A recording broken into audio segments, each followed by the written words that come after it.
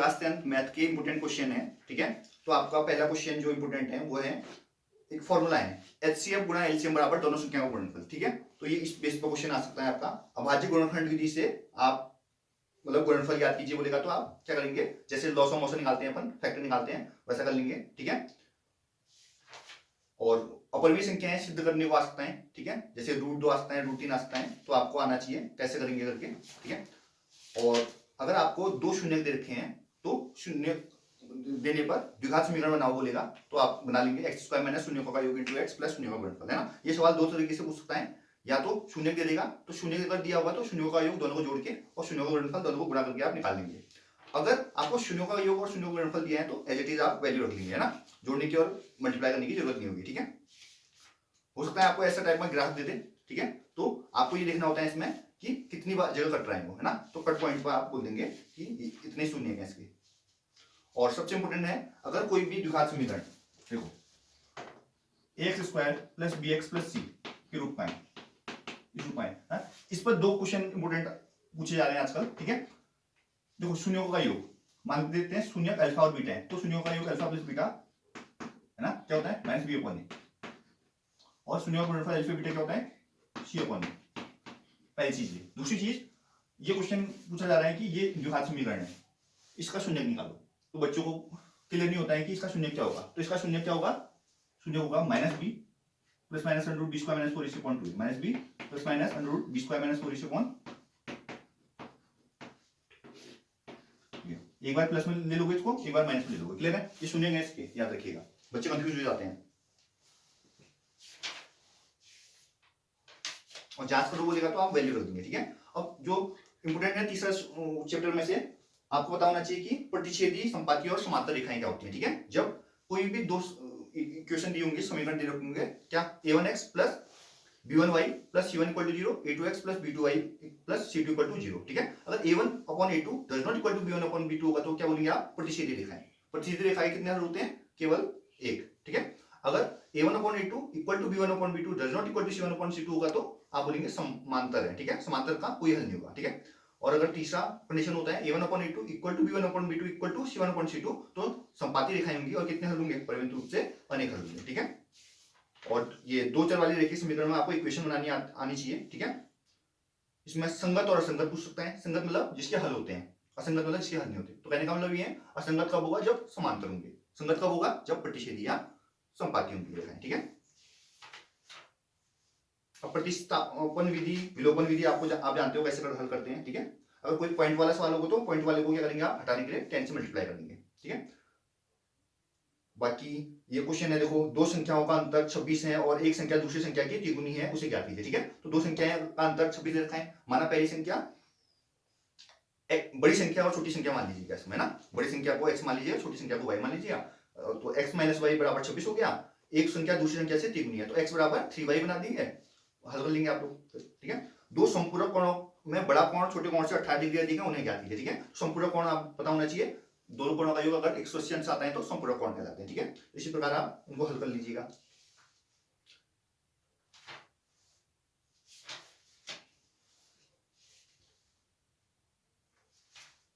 अब द्विघात समीकरण वाले में आते हैं, द्विघात समीकरण है क्या नहीं है ये पूछेगा, ठीक है। तो द्विघात समीकरण है क्या नहीं है ये आप देख के मत बताइए, इसको सॉल्व करना पूरा, ठीक है। अगर होल क्यूब में है तो क्यूब को खोल देना, स्क्वायर में है तो स्क्वायर को खोल देना। कई बार ऐसा होता है राइट हैंड साइड से लेफ्ट हैंड साइड कट जाता है और वो द्विघात समीकरण बचता नहीं है, ठीक है। द्विघात समीकरण किसे बोलेंगे, जिसमें मैक्सिमम पावर जो होती है, अधिकतम घात जो होती है दो हो, उसे द्विघात समीकरण बोलेंगे हम, ठीक है।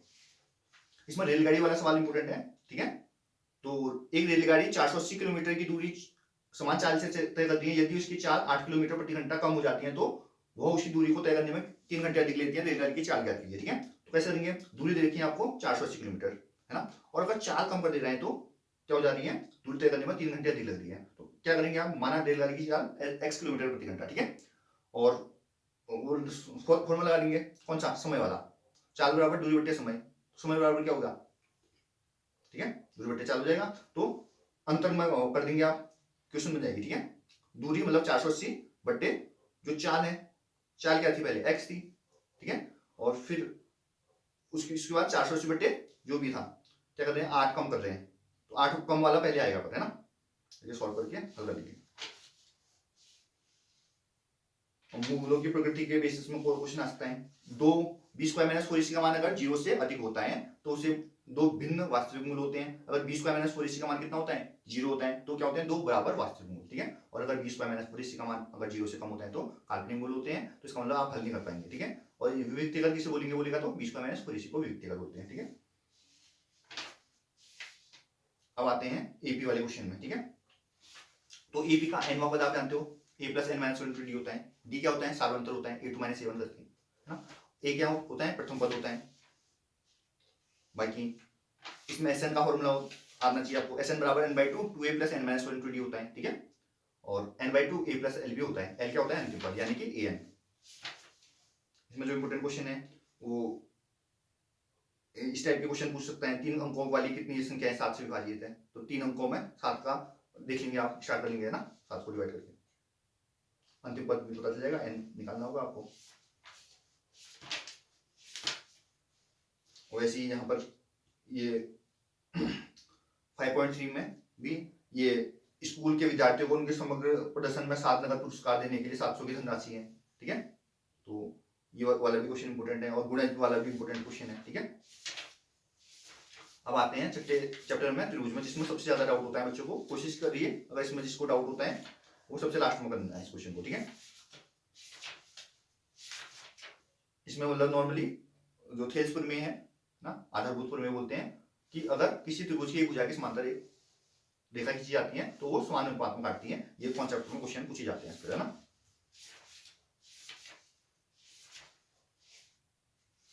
बाकी संपूरक आपको पता ही है, 180 अंश होता है, और सरल रेखा पर बना कोण भी 180 होता है। ये कॉन्सेप्ट आपके क्वेश्चन पूछे जा सकते हैं, ठीक है। इंपोर्टेंट क्वेश्चन है, देखो एक्स एक्स निर्देशांक को भुज बोलते हैं और वाई एक्स के निर्देशांक को कोटि बोलते हैं, इंपोर्टेंट है, ठीक है।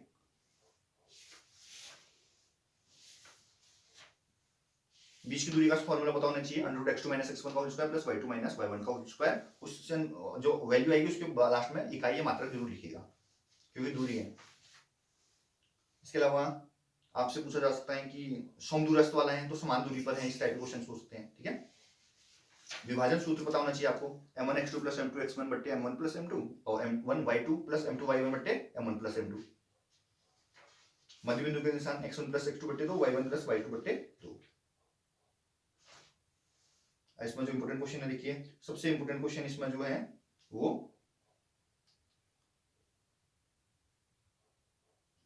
ये छठा क्वेश्चन है 7.2 का, ठीक है। यदि बिंदु दे रखे हैं आपको 4 समांतर चतुर्भुज के शीर्ष है तो x और y की मान लीजिए, ठीक है। तो इसमें जो कॉन्सेप्ट लगेगा, क्या बोलोगे आप, समांतर चतुर्भुज का जो विकर्ण होते हैं वो समद्विभाजित करते हैं। तो विकर्णों में क्या करोगे, मध्य बिंदु के निर्देशांक का सूत्र लगा दोगे और मध्य बिंदु के पॉइंट को इक्वल कर देंगे दोनों का, ठीक है। तो आपके वैल्यू आ जाते हैं, ठीक है। मतलब AC के मध्य बिंदु बराबर जो BD का मध्य बिंदु का बराबर, क्लियर है। इसके अलावा जो ये क्वेश्चन पूछ सकता है, यदि A और B क्रमशः 8 क्वेश्चन है जो कि दो बिंदु दे रखे हैं आपको, P के निर्देशांक ज्ञात कीजिए, AP बराबर 3/7 AB, ठीक है। तो आप क्या बोलेंगे, 3/7 लिखा है तो 3:4 अनुपात होगा, बाकी लगा देंगे आप विभाजन सूत्र। बिंदु दे रखे हैं आपको दो, जोड़ने वाले AB को 4 बराबर भागों में विभाजित करता है, ठीक है। तो कैसे करेंगे आप, तो ये इंपोर्टेंट क्वेश्चन है AB, ठीक है। इसके पॉइंट दे रखे हैं, मान लेते हैं ना, x1 y1 मान लेते हैं, इसके x2 y2। तो क्या करेंगे, दोनों में मध्य बिंदु के निर्देशांक लगा के ये निकल जाएगा पॉइंट, ठीक है। ये मान लेते हैं x3 y3 निकल गया, फिर इन दोनों का मध्य बिंदु लगा के यहाँ निकल जाएगा एक पॉइंट, और इन दोनों का मध्य बिंदु लगाएंगे तो देखो 1 2 3 4 बराबर भागों में निबट गया, कर लेंगे अपना। और एक इंपोर्टेंट क्वेश्चन ये भी पूछ सकता है, समचतुर्भुज का क्षेत्रफल ज्ञात कीजिए, इसके विकर्ण आपको इसी क्रम में है जबकि, है ना। तो 4 बिंदु दे रखे हैं तो आप इनको विकर्ण निकाल लेंगे, कैसे निकालेंगे, विकर्ण बीच की दूरी से। तो 1/2 विकर्णों का गुणनफल होता है समचतुर्भुज का क्षेत्रफल। अब आ गया है ट्रिग्नोमेट्री, ठीक है। ट्रिग्नोमेट्री में आपको पता होना चाहिए, एक छोटा सा क्वेश्चन ऐसे बन सकता है, वो लाला लाया खाते खाते ऐसे, ठीक है। कोई भुजा दे देगी, दूसरी भुजा जैसे साइन दे देगा तो कॉस में बता दो बोलेगा, तो आप निकालेंगे पाइथागोरस से एक भुजा को निकाल के, ठीक है। बाकी आपको ये छठा क्वेश्चन इसका इंपोर्टेंट है, कौन ए और कौन बी न्यूनकर्ण है तो कॉस ए बराबर कॉस बी, तो कौन ए बराबर कौन ए बी सिद्ध कीजिए, ठीक है। कर लेंगे आप। कौन के सामने वाली भुजा लंब होती है, समकोण के सामने वाला भुजा कर्ण होती है, ठीक है, याद रखिए। कौन से लगी भुजा, छोटी वाली भुजा आधार होती है, ठीक है। अब ये 8.2 के क्वेश्चन जो हैं पहले के वो इंपोर्टेंट है, ठीक है। इसके अलावा तीसरा क्वेश्चन इंपोर्टेंट है, इसमें tan a प्लस बी बराबर रूटीन, tan a माइनस बी बराबर a बटे रूटीन। तो क्या करोगे, tan a प्लस बी बराबर रूटीन, tan किसका मान होता है 60 का मान होता है, और वैसे ही tan a माइनस बी 1 बटे रूटीन, ठीक है, ये 30 का मान होता है। ऐसा करके आप सॉल्व कर लेंगे। tan से tan काटना पता है ना, रेशियो होते हैं, sin square theta plus cos square theta equal to 1 plus tan square theta बराबर sec स्क्वायर थीटा, और 1 प्लस cos स्क्वायर थीटा बराबर sec स्क्वायर थीटा, पता होना चाहिए आपको। और मोस्ट इंपोर्टेंट क्वेश्चन है 8.3 के चौथे के 10 के 10 इंपोर्टेंट क्वेश्चन है, ठीक है। इसमें से कोई भी क्वेश्चन पूछ सकता है। आता है 9वां चैप्टर त्रिकोणमिति के अनुप्रयोग, ठीक है। इसके देखो अब इसमें जो दूसरा क्वेश्चन है बहुत इंपोर्टेंट है, पेड़ टूट जाता है वाला क्वेश्चन, ठीक है। तो इसमें जो इंपोर्टेंट है, इसमें चित्र बड़ा साफ बनाना है ना। अगर चित्र आपका साफ है तो चित्र से ही आपका काम हो जाएगा।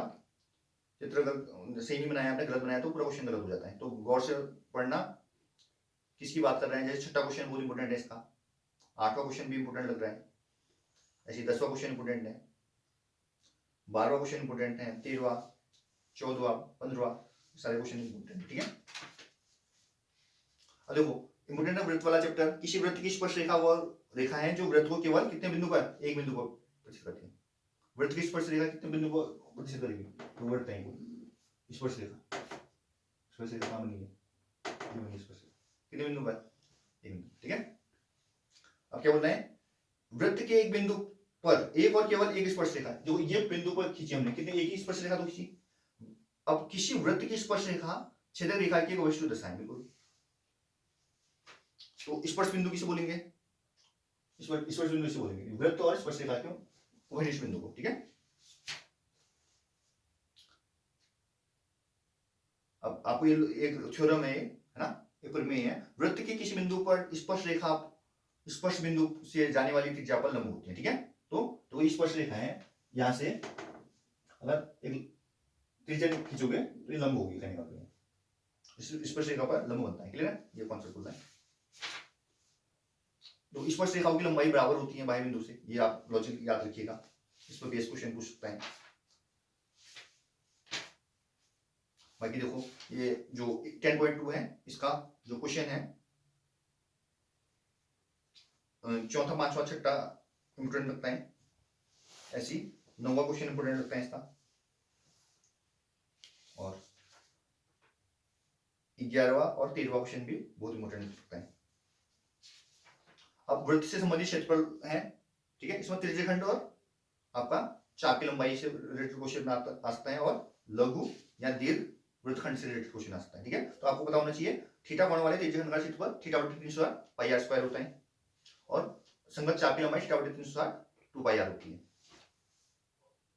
इसमें आपको अगर ये 11.1 का दूसरा क्वेश्चन इंपोर्टेंट है, जिसमें बोलना है एक वृत्त के चतुर्थांश का क्षेत्रफल क्या है। चतुर्थांश है तो थीटा 90 होगा, क्लियर है। और जिसकी परिधि 22 है, परिधि 22 है तो 2 पाई आर बराबर 22 हो गया, ठीक है। ऐसा क्वेश्चन भी पूछ रहा है आजकल कि परिधि आपको दे रखी है, क्षेत्रफल निकाल दो, तो परिधि से 2 पाई आर से आर निकाल दोगे, क्षेत्रफल पाई आर स्क्वायर वृत्त की बात करते हैं, ठीक है। सॉल्व कर लेंगे आप लोग इसे। ऐसी इसका जो 8वां क्वेश्चन है ये भी इंपोर्टेंट है, घोड़े वाला है ना, कितना क्षेत्रफल मतलब अंकित करेगा, ठीक है। तो घोड़े वाले में भी वर्गाकार, क्योंकि आपका बगीचा है तो 90 डिग्री का एंगल बनेगा, ये याद रखिए। 9वां क्वेश्चन इंपोर्टेंट है जो आपकी वृत्ताकार ब्रोंज की बात कर रहा है।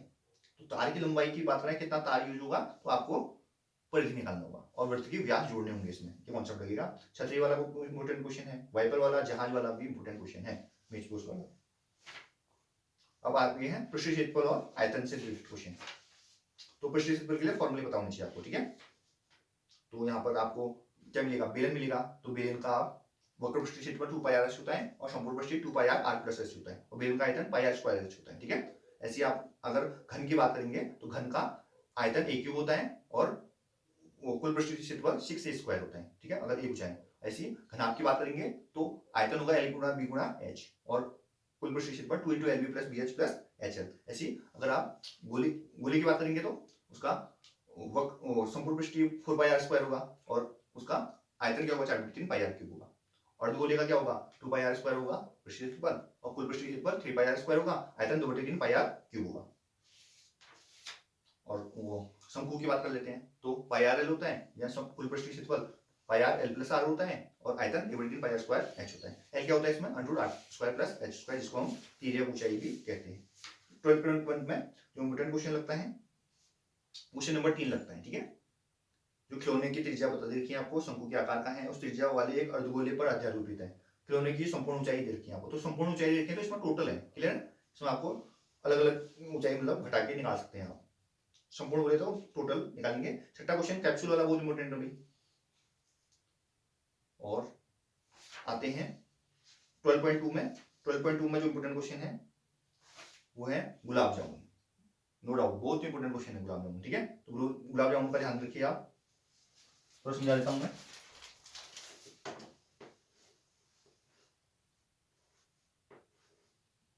इस टाइप का कोई गुलाब जामुन मान लो, अर्धगोले लगा रखे हैं यहाँ पर गूगल में, ठीक है।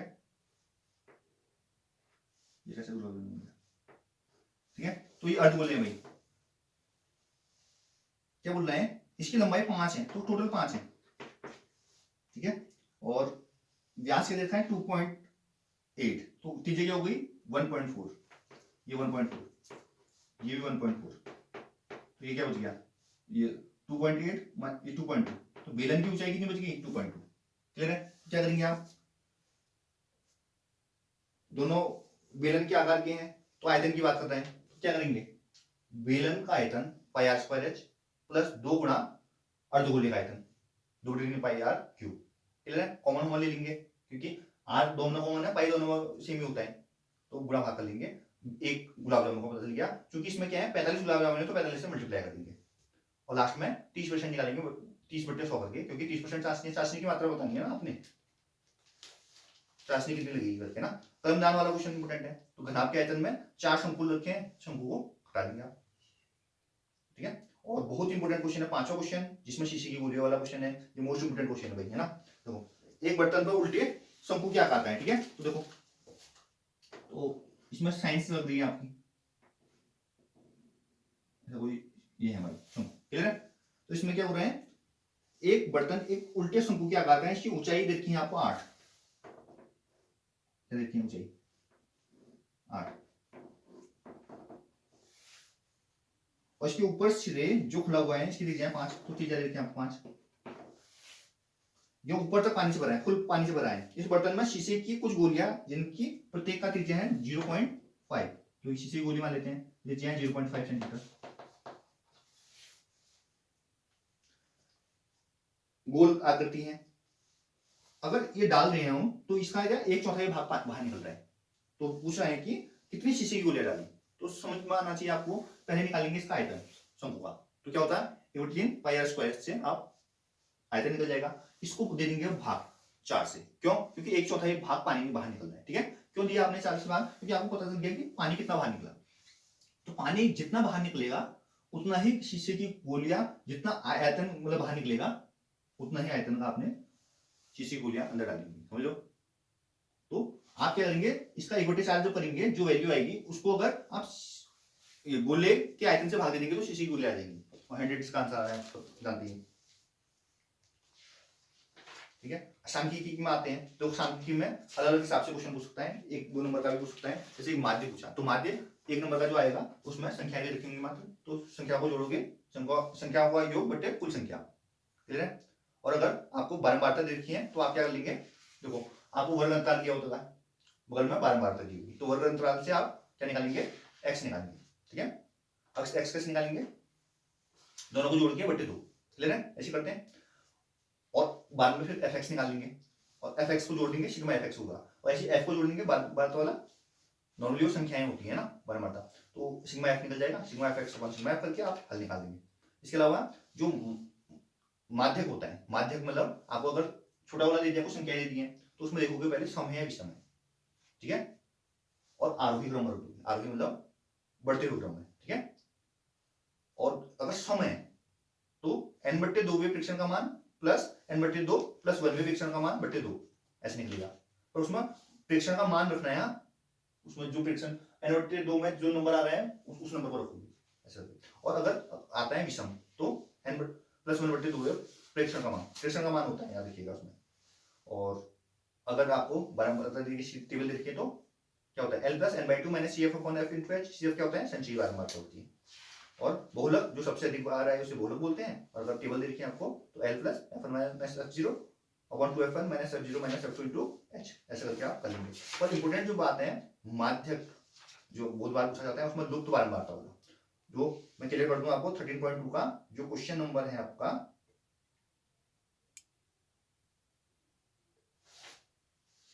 ये है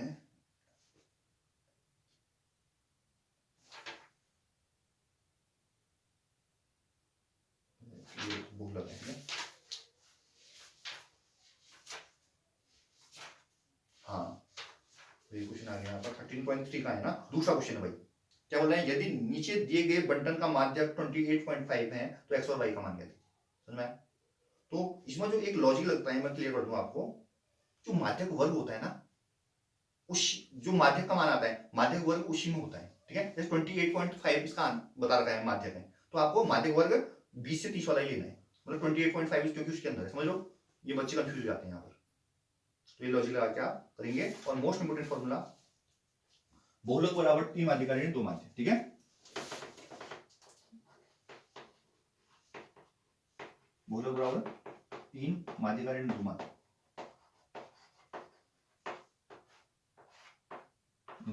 ये ऐसे पूछ सकता है कि बहुलक माध्य और माध्यक में क्या संबंध है, ऐसे पूछ सकता है, या जो आपको दे देगा तीसरा निकालना है तो आप इस फॉर्मूले में रख के आसानी से क्या कर सकते हैं, निकाल सकते हैं, ठीक है। और इसमें तो थोड़ा सा ऐसा भी पूछ सकता है कि जैसे चौथा क्वेश्चन है इसका, ठीक है। चौथा क्वेश्चन क्या बोल रहा है, 118 से 126, फिर 126 छोड़ के इसने 127 कर दिए, तो क्या करते हैं इसमें 0.5 जोड़ और घटाते हैं, ठीक है। जैसे 118 से 126 में क्या करेंगे, पहले वाले में घटाएंगे दूसरे वाले में जोड़ेंगे, ऐसा। जिससे आपका क्या होगा, वर्ग अंतराल में बैलेंस आएगा, मतलब जहां खत्म हो रहा है ना वर्ग अंतराल दूसरे टेबल में दूसरी लाइन में वहीं से स्टार्ट होना चाहिए, समझ लो, ऐसा करके। और ये तीसरा क्वेश्चन भी इंपॉर्टेंट इसका, 20 से कम 25 से कम, तो